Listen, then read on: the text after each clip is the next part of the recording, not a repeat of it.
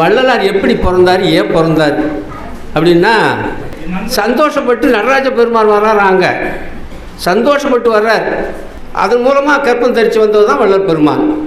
நம்மளை போல் சட பதார்த்தமாக வந்தவர் இல்லை.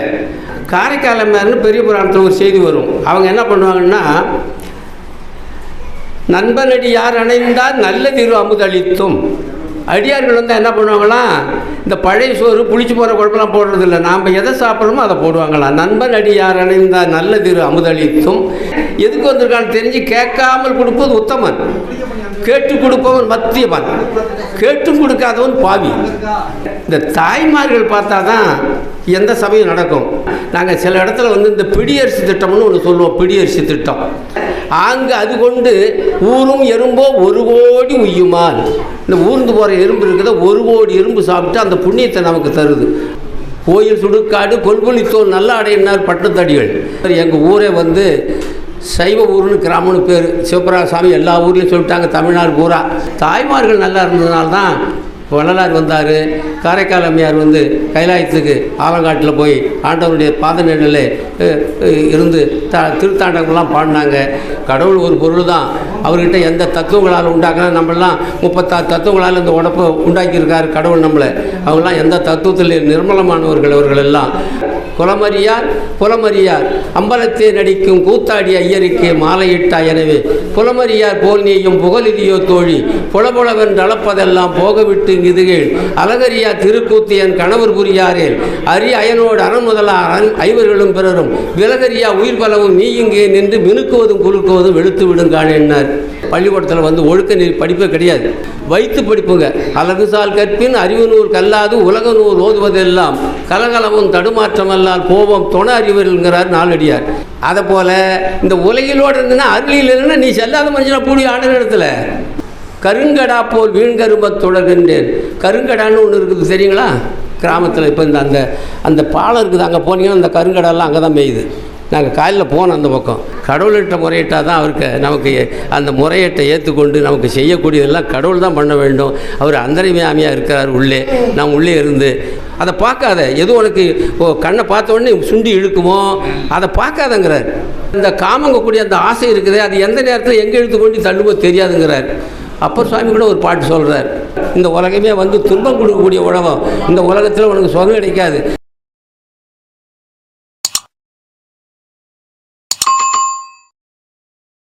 அருட்பெரும் ஜோதி அருட்பெரும் ஜோதி தனிப்பெரும் கருணை அருட்பெரும் ஜோதி.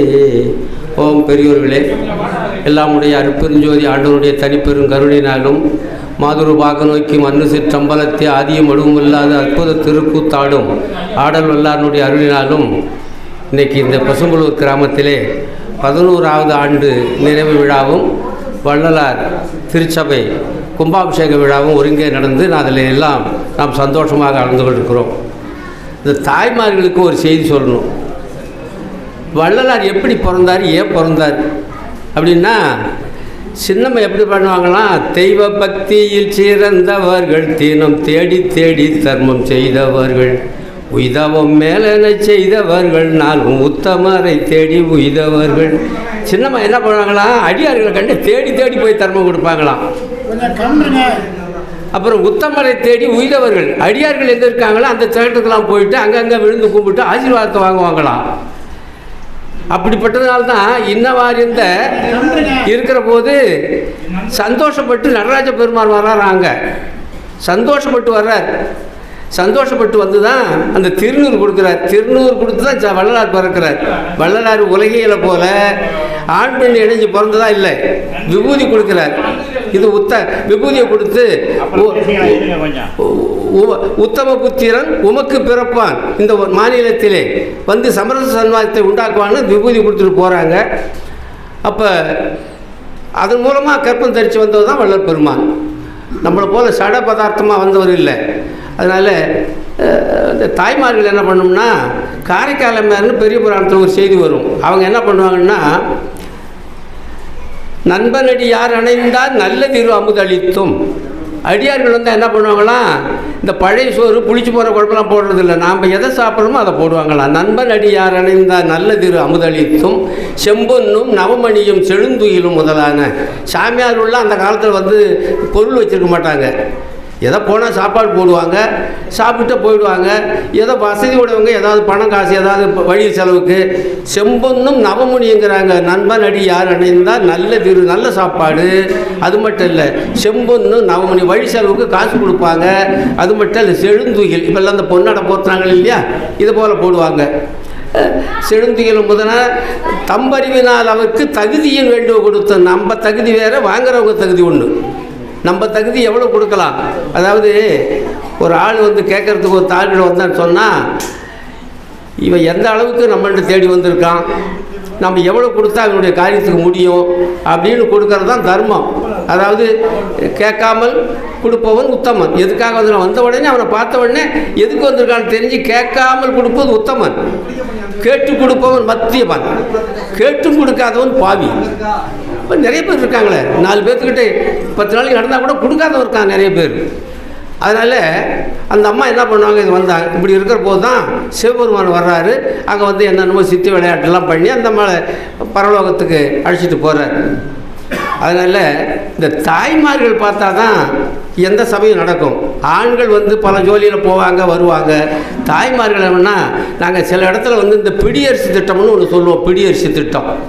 அந்த பிடியரிசி திட்டம்னா தினம் சமைக்க போகக்குள்ள ஒரு பிடி அள்ளி ஒரு பாத்திரத்தில் போடுறது.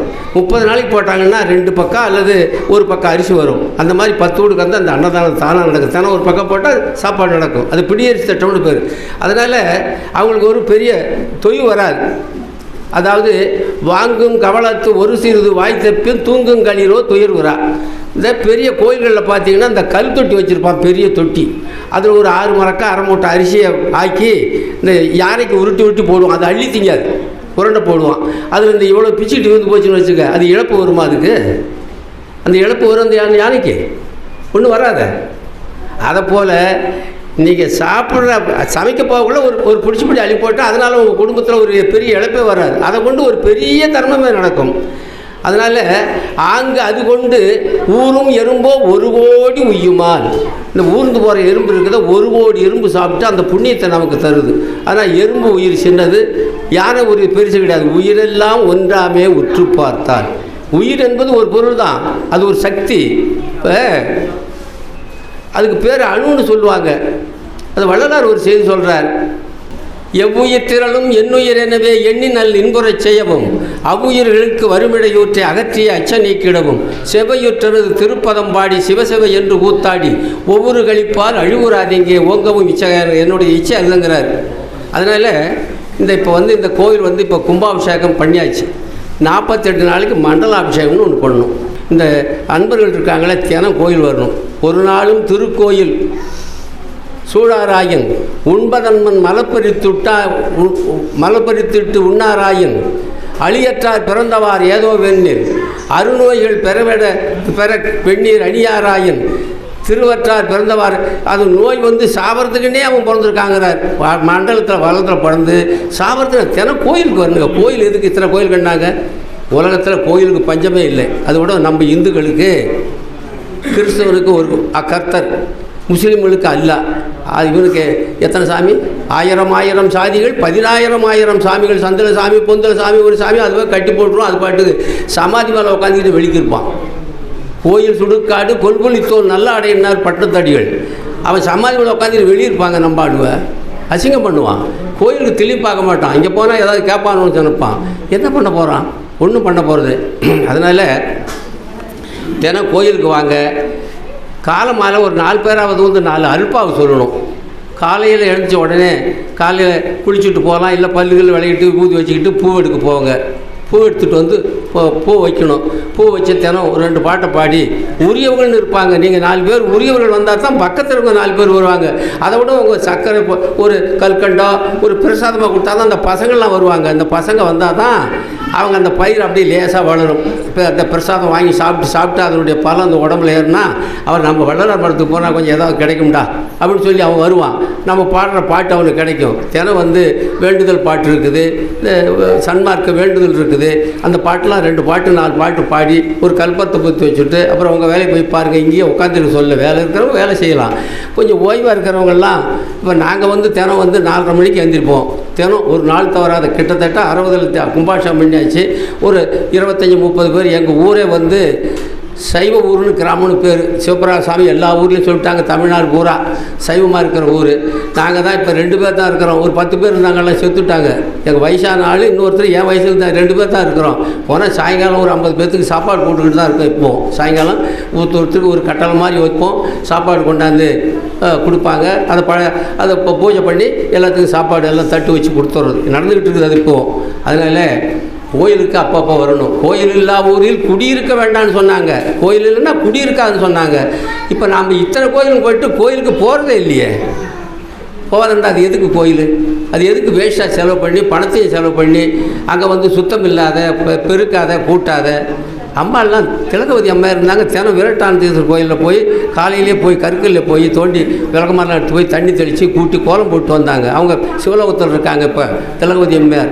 அதனால் தாய்மார்கள் பார்த்தா தான் எல்லா தரமும் நடக்கும். நீங்கள் இன்னையிலேருந்து நாளையிலேருந்து ஒரு பிடியரசு திட்டம்னு ஒன்று வச்சுக்கிங்க. அதை கொண்டாந்து கொடுத்தீங்கன்னா பூச காலங்கள்லையோ மற்ற எந்த விரத காலங்கள்லையும் இங்கே சமையல் பண்ணி போட்டுருவாங்க இவங்க. அதனால் இந்த தாய்மார்கள் வந்து ரொம்ப சிறப்பாக இருக்கணும். தாய்மார்கள் வந்து இல்லைன்னு சொன்னால் ஆம்பளை எத்தனை பண்ணாலும் அது சரி வராது. அவங்க வருவாங்க, கோயிலில் கும்பிட்டு ஏதாவது இருந்தால் கொடுத்துட்டு போவாங்க, இல்லைன்னா அவங்க பாட்டு போயிடுவாங்க.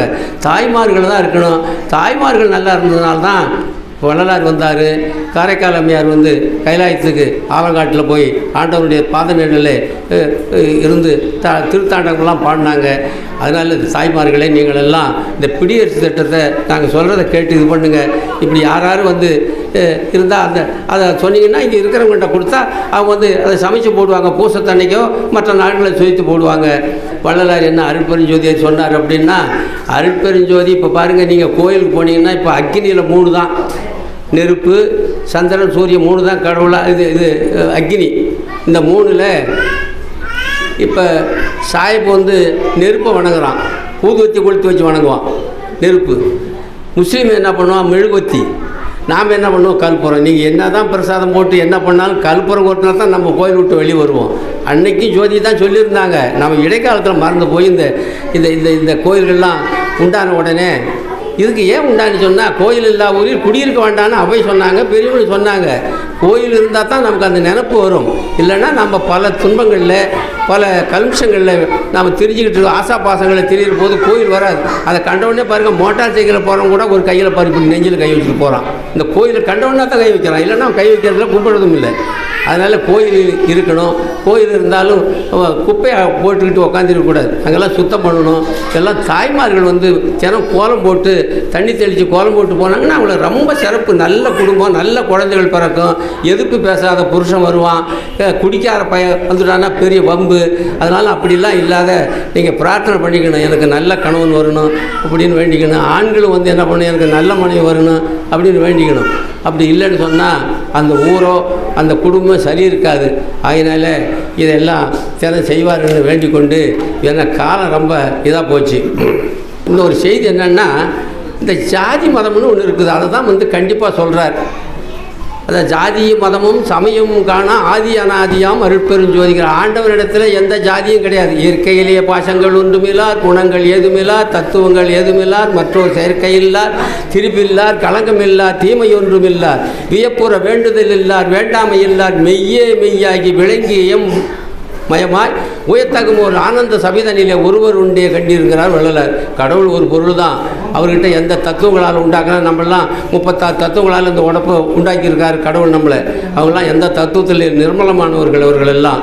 அதனால் இப்போ சாமி எப்படின்னா, இந்த இப்போ இந்த கடவுள் வந்து நம்மக்கிட்ட நமக்கு அனுகிரகம் பண்ணலாம், நம்ம உயிர் வாழ முடியாது. அது ஒரு பாட்டில் சொல்கிறார், குலமறியார் புலமறியார் அம்பலத்தே நடிக்கும் கூத்தாடி ஐயருக்கே மாலையிட்டா எனவே புலமறியார் போல் நீயும் புகழிதியோ தோழி புலபுலவென்று அளப்பதெல்லாம் போகவிட்டு இதுகள் அழகரியா திருக்கூத்து என் கணவர் புரியாரேல் அரி அயனோடு அரண் முதலா ஐவர்களும் பிறரும் விலகரியா உயிர் பலவும் நீ இங்கே நின்று மினுக்குவதும் குலுக்குவதும் வெளுத்து விடுங்கான் என்னார்.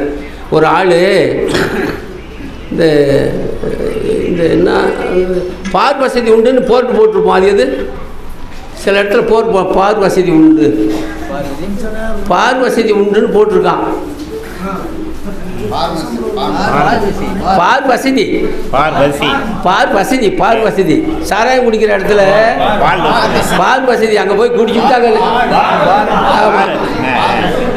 ஆமாம், அங்கே ஒருத்தன் போய் குடிச்சுட்டு படுத்து கிடந்தான். அங்கெல்லாம் ஒரு நிழல் டேப் போட்டிருப்பான், அங்கே படுத்து கிடந்தான். அப்புறம் ஒருத்தன் போன உடனே அவனும் குடித்தான். அவன் போய் படுத்தான். அவன் தலை மேலே கால் போட்டான். அவன் சொன்னான், என்னடா என் மேலே தலை மேலே கால் போடுறான் அப்படின்னா, என்னென்ன நம்மளுக்குள்ளார ஒருத்தர் அண்ணன் தம்பி ஒரு தாய் பௌத்துக்குள்ள இதெல்லாம் கோச்சிக்கிறதா அப்படின்னா, அதெல்லாம் அப்படி சொல்லாதடா, தலை கால் இடுறான்னா. எந்த ஊருண்ணா அப்படின்னா, நான் பசும்புளூர் தாங்க அப்படின்னா. நீ என்ன ஒன்று, நானும் பசும்புளூர் தாங்க.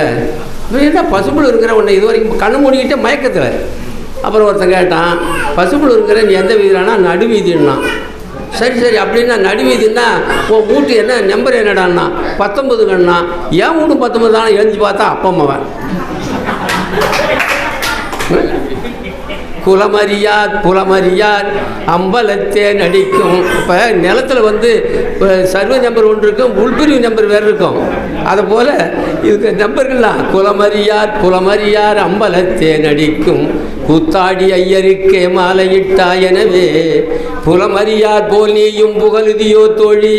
நம்பர் தெரியாதோ பேசுகிற மாதிரின்னு சொல்றியா தோழிக்கிட்டா தலைவி தோழிக்கிட்ட கேட்குறா, புலமறியார் போல் நீயும் புகழுதியோ தோழி அழகரியா திருக்கூத்து என் கணவர் புரியாரே. நீங்கள் என்னென்னமோ பண்ணுறீங்க, என்ன செய்கிறீங்க, தூங்குறீங்க, அவர் ஆட்டம் போட்டுக்கிட்டே இருக்காரு. நீ தூங்குனா அவர் தூங்குவாரா? நீங்கள் தூங்குறீங்க. திருடன் காதில் இருக்கிற கடுக்கணும், கையில் இருக்கிற பணத்தையே பிடுங்கினாலும் தெரிய மாட்டேங்குது. ஆனால் அவர் தூங்கலையே. அழகரியா திருக்கூத்தியன் கணவர் புரியாரேல் அரி அயனோடு அரண் முதலாம் ஐவர்களும் பிறரும் விலகரியா உயிர் பலமும் நீயும் இங்கே நின்று மினுக்குவதும் குலுக்குவதும் இழுத்து விடும் காணே. அவர் ஆட்டத்தில் இருந்தப்ப நடராஜாவும் கோவிந்தராஜாவும் ஒரே இடத்துல இருக்காங்க நம்ம தமிழ்நாட்டில். சண்டை இல்லை. ஆனால் கவர்மெண்ட்டில் பாருங்கள், சின்ன சின்ன கட்சிக்காரெலாம் எத்தனையோ சண்டை போட்டு அடிச்சுட்டு கிடக்கிறானுங்க. ஏன்னா அது பெரிய வம்பு. இப்போ 2 ராஜா ஒரு இடத்துல இருக்காங்க, தகராறு இல்லை. இப்போ நடராஜான்னா இப்போ கோவிந்தராஜா வந்து அவர் தூங்குவார்னு பையன் துயிர்ந்த பரமன் அடிப்பாடின்னு ஆம்டாலமையாக சொல்கிறாங்க. அது அப்படியே தூங்கிக்கிட்டு இருக்கும். அது பையன்னா மெதுவாக தூங்குறதுன்னு பொருளுங்க. மெதுவான்னா அது எது போலன்னா, இப்போ நீங்கள் ஒரு தொழுவத்தில் மாடு கட்டிருக்கிறீங்க, கதவை போய் திறந்தீங்கன்னா கண்ணை மூச்சு பார்க்கும். ஆனால் கண்ணை மூடிக்கிட்டு படுத்துருக்கு, திறந்த உடனே நீங்கள் அப்படி இல்லை, எழுப்பிட்டு பார்த்தாலும் தூங்குறவங்கள கூட எழுப்பிடலாம், முடிச்சுக்கிட்டோம்னா எழுப்ப முடியாது. அது எங்கள் வீட்டிலாம் அப்படி தான் அந்த பேரப்புள்ளி கிடக்குது, எந்திரிக்காது. அதனால் அது பைய துயிர்தான் பேர். அவர் நல்லா தூங்கி போனார்னா ஒரு உயிர் கூட இருக்காது. சரி, அது இந்த இருதயம் தாங்க அந்த பெருமாள். இந்த இருதயத்தில் ஒரு நடிக்குது ஒன்று, ஒரு நரம்பு, அதுதான் நடராஜா. 2 பேர் ஒரு இடத்துல இருக்காங்க, எந்த தகவலும் இல்லை. 2 பேரும் அவர் ரொம்ப தூங்கி விட்டாருன்னா செத்து போவோம், இவர் ஆட்டத்தில் இருக்குன்னா செத்து போவோம், ஒரு உயிர் கூட இருக்காது. அதனால் அழகரியா திருக்கூத்து என் கணவர் புரியாரேல் அரி அயனோடு அரண் முதலாய் ஐவர்களும் பிறரும் விலகரியா உயிர் பலவும் நீயும் இங்கே நின்று மினுக்குவதும் குலுக்குவதும் உங்கள் மினுக்கு குலுக்கெல்லாம் போயிடுங்கிறார். எல்லாம் அவர் கையில் தான் இருக்குது, சூத்திரதாரி. இப்போ இந்த பேசுறது பூரா இந்த கரண்டில் இருக்குது, இல்லைன்னா வெளியே போவது இல்லையா? அதை போல் நம்ம இதெல்லாம் வந்து அவங்கள்ட்ட மாட்டிக்கிட்டு இருக்குது. அதனால் அந்த நடராஜாவும் கோவிந்தராஜாவும் துன்பம் இல்லாத ஒரு இடத்துலேருந்து நம்ம நடனம் பண்ணணும். அந்த நடனத்தின் மூலமாக நாமளும் நல்லா நடந்து நல்ல செயல்களை செஞ்சு நாமும் ஆண்டவருடைய அருளை அடைய வேண்டும் என்று எங்களெல்லாம் சபதம் எடுத்துக்கொள்ளணும். தினம் கோவிலுக்கு வாங்க. இப்போ வெளியூர்காரங்களும் வந்து இருப்பாங்க.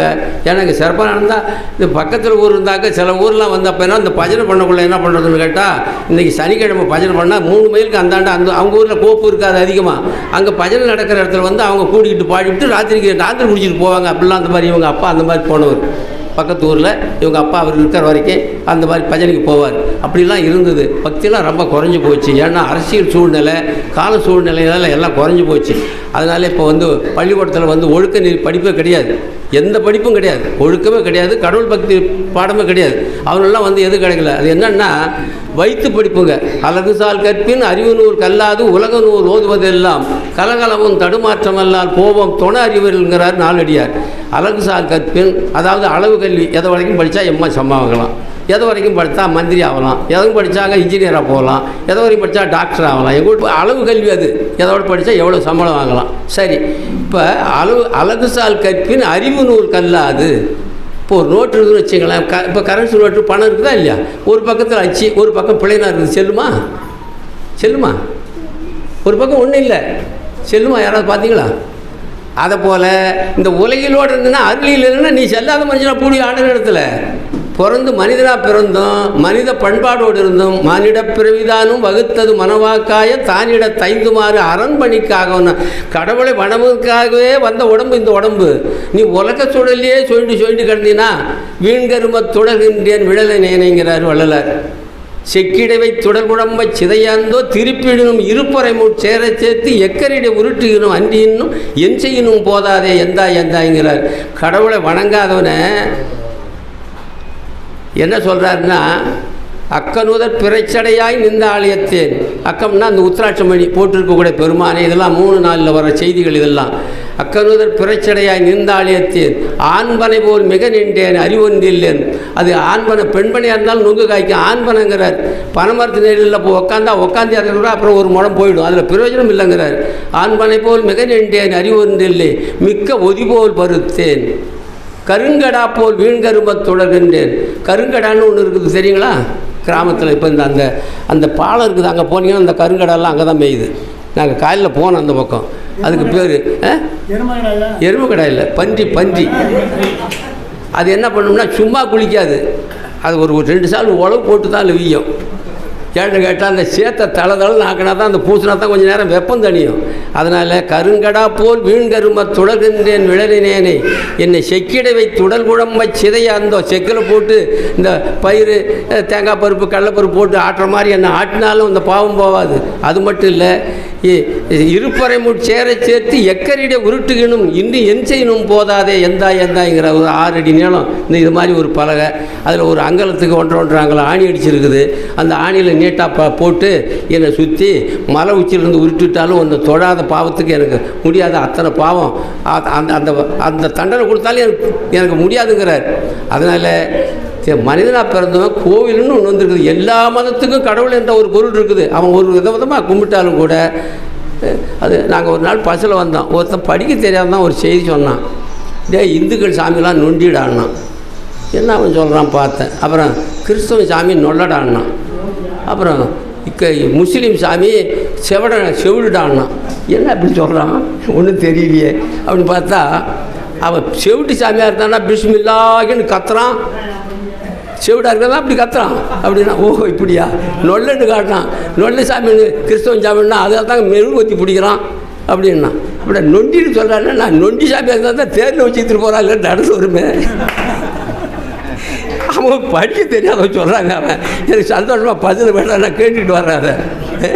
அதனால் பெரியவர்களே, கோயில் இல்லா ஊரில் குடியிருக்க வேண்டான்னு சொல்லியிருக்காங்க பெரியவங்க. அவை பாட்டெலாம் சொல்லியிருக்காங்க.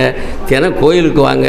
கடவுள்கிட்ட முறையிட்டால் தான் அவருக்கு நமக்கு அந்த முறையீட்டை ஏற்றுக்கொண்டு நமக்கு செய்யக்கூடியதெல்லாம் கடவுள் தான் பண்ண வேண்டும். அவர் அந்தரிமையாமையாக இருக்கிறார் உள்ளே, நாம் உள்ளே இருந்து பண்ணிகிட்டு இருக்கார். அதனால தான் வள்ளலார் கூட ஒரு செய்தி சொல்கிறார். எம்பெருமான் திருவிளையாட்டு என் சொல்கையே நான் ஏதுமறியா சிறியன் இணைத்தான் எங்கே செம்புனலால் குழைத்த புலால் சுவர் சூழ் பொத்தை சிறு வீட்டில் இருட்டறையில் சிறை செய்தோ கம்பமுற பசித்தடலும் கொளுத்த வேணீர் கரண முதற் பொறிப்புலப்பே கலந்து சூழ்ந்த வம்பு செய்ய காமாதி அரட்டரெல்லாம் மடிபிடித்து இழுக்க ஒன்றோ வளர்த்தா என்றாங்கிறார். என்ன ஆண்டவரே, நீ என்ன நான் பாவம் செஞ்சனோ தெரியல, செம்புனலால் குழைத்த புலால் சுவர் சூழ் பொத்தை ரத்தங்கிற தண்ணியை விட்டு தசைங்கிற மண்ணை பேஞ்சு ஒரு உருவம் பண்ணி அதில் நடுப்புற ஒரு ஓட்டை போட்டிருக்கேங்கிறார். சுவர் சூழ் பொத்தை சிறு வீட்டில் இருட்டறங்கிற அதுக்குள்ளார என்னை உள்ளே பிடிச்சி போட்டிருக்கிறேன். அங்கே லைட்டு கீட்டு ஒன்றும் இல்லை, இருந்தாலும் பரவாயில்ல, அங்கே எப்போதும் நெருப்பு ஒன்று எரிஞ்சிக்கிட்டே இருக்குதுங்கிற. என்ன நெருப்பு? கம்பமுறை பசித்தடலும் கொளுத்த பசிங்கிற நெருப்பு எரிஞ்சிக்கிட்டே இருக்குது. இப்போ காலைல சாப்பிட்டா இந்த ஆளுகளா என்ன பேசிக்கிட்டு இருக்கான், மணி 1:30 ஆக போகுது, சாப்பிட்றதுக்கு போகணும், இப்போ அதில் எத்தனை பேர் நினச்சிக்கிட்டு இருக்காங்க, இது எப்படா விட்டு தொலைப்பான் அப்படின்னு நினைக்கிறாங்களா இல்லையா? அதனால் இப்போ அது கம்பமுறை பசித்தடலும் கொளுத்த கரணமுதல் பொறிப்புலப்பே கலந்து சூழ்ந்த எல்லா கண்ணு பார்க்க நினைக்குது எதை. அதனால தான் வள்ளலார் கூட சொல்கிறார், காமப்புடைப்புயிர் கண்டுடரவாக ஆமர அடக்கம் அருட்பெருஞ்சோதி. காமத்துக்கு இச்சையாக இருக்கக்கூடிய பொருட்களை பார்க்காத, கண்ணை மூடிக்கங்கிறார். அதை பார்க்காத, எது உனக்கு கண்ணை பார்த்த உடனே சுண்டி இழுக்குமோ அதை பார்க்காதங்கிறார். காமப்புடைப்புயிர் கண்டுடராவகை ஆமர அடக்கம் அருட்பெருஞ்சோதிங்கிறார். கண்ணை மூடிக்கங்கிறார். அந்தாண்ட போய் திறந்து போங்கிறார். அதனால் இது இந்த காமங்கக்கூடிய அந்த ஆசை இருக்குது, அது எந்த நேரத்தில் எங்கே இழுத்து கொண்டு தள்ளுமோ தெரியாதுங்கிறார். அப்பர் சுவாமி கூட ஒரு பாட்டு சொல்கிறார், கால் கொடுத்து இருகை ஏற்றி. இப்போ நாம் இந்த உடம்பா நாம் வேறையான்னு அதை பிரித்து பார்க்கணும். நம்ம அதெல்லாம் இந்த தத்துவங்கள்லாம் ஆய்வு பண்ணணும். அது கொஞ்சம் பெரிய கஷ்டம். அது கொஞ்சம் பெரியவங்களை வச்சு நீங்கள் பார்க்குற போது தெரியும். அவர் கால் கொடுத்து ஒரு கொட்டை போடுறோம், 2 கால் நடுவான், அப்புறம் அந்த சட்டமெல்லாம் போடுவான் சைடெலாம். கால் கொடுத்து இருகை ஏற்றி, அப்புறம் கையெல்லாம் பரப்புறது, அப்புறம் கழி நிறைத்து இந்த விலையெலும்பு அதெல்லாம் இந்த கோரைக்கெல்லாம் கூட போடுவாங்கல்ல, கழி நிறைத்து. அற்புதமான இன்ஜினியர் அவர் சொல்கிறார், கழி நிறைத்து இறைச்சி மேய்ந்து, அப்புறம் அப்படிலாம் கழியெல்லாம் வரிஞ்சு அப்போல்லாம் அந்த தாழ் போட்டு மேறுவாங்க, இறைச்சி மேய்ந்து, அப்புறம் தோல் படுத்துங்கிறார். இப்போ இந்த வீடு கட்டக்குள்ள செங்கல் போட்டு கட்டுவான் முதல்ல, பூசாதை விட்டு அந்த பொக்கையில எல்லாம் அது சூளாங்கெல்லாம் அந்த பூச்செல்லாம் அண்டிக்கும். அதுக்கு அப்புறம் பூசுறானா இல்லையா, அதை போல் தோல் படுத்து மேலே, இல்லைன்னா இந்த தசையோடு விட்டுருந்தா இரும்பையில் நம்ம தான் உட்காந்துருக்கான். தோல் படுத்து 2 வாசல் 7 தாய் அமைத்து அங்கு 2 வாசல் உள்ளே போகிறதுக்கு ஒரு வாசல்படி, வெளியே போகிறதுக்கு வாசல்படி.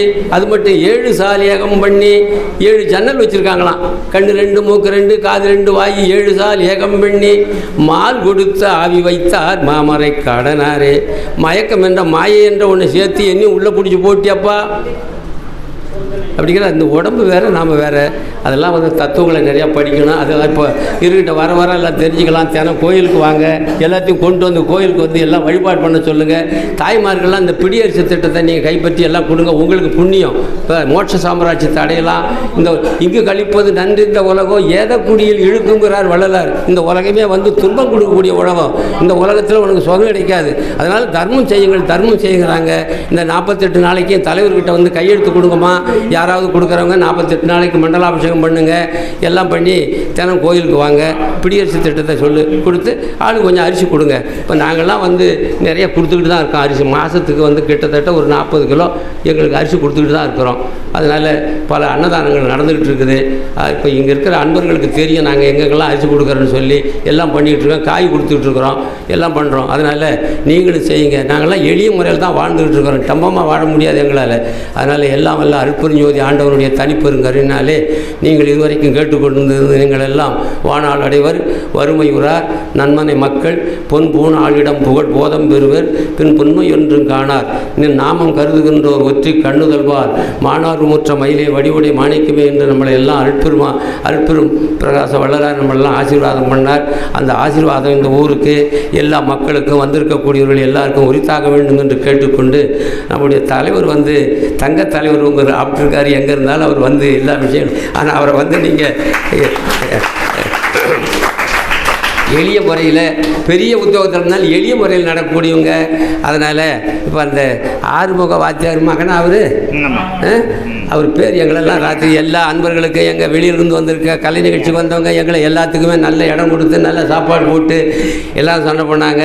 உங்கள் அப்பா அவருடைய இப்போ மைந்தனை பெறுவதும் மாசிலா புத்தி அன்போடு போற்றி வளர்ப்பதும் தந்தை மாண்டுடி தன்முறைக்கு ஏற்ப அந்தமாம் கடன் ஆற்றுவதற்கென்றோம். உங்களை பெற்றாரு வளர்த்தாரு எல்லாம் சொத்தை கொடுத்துருக்காரு. ஒரு நாள் மணியார் வீட்டுக்கு போனீங்க, இந்த மேலே வளவில் ஒரு 10 சென்ட் உங்கள் அப்பா பேரில் பட்டம் இருக்குது, பட்டா இருக்குது அப்படின்னு சொன்னார். அப்புறம் போய் கேட்டால் அவன் வேறு ஒருத்தன் ஓட்டிகிட்டு இருக்கான், விட முடியாதுங்கிறான். இந்த 10 சென்ட்டுக்கு 50 சென்ட்டு வைத்தாலும் மீட்டு தான் விடுன்னு சொல்லுவீங்களா, விட்டு வந்துடுவீங்களா? எப்படி 10 சென்ட்டுக்கு நான் 50 சென்ட்டு வைத்தாலும் இதை மீட்டு தானே விடுவோம், எங்கள் அப்பா பட்டத்தை எப்படி விடுன்னு சொல்லுவீங்களா இல்லையா? அதை போல் உங்கள் அப்பா நடத்தின சன்மார்க்கத்தை நீங்கள் உரிமையாக நடத்தின, அப்போ தான் நீங்கள் அவருக்கு பிள்ளை. அப்படி இல்லைன்னா நீங்கள் கடனத்துக்கு வந்தவங்க தான் அர்த்தம். அதனால் அதை தொடர்ந்து மற்ற அன்புகளை சேர்ந்து செய்யுங்க, சுகமாக இருக்கலாம். அருட்பெருஞ்சோதி அருட்பெருஞ்சோதி தனிப்பெருங்கருணை அருட்பெருஞ்சோதி. ஓ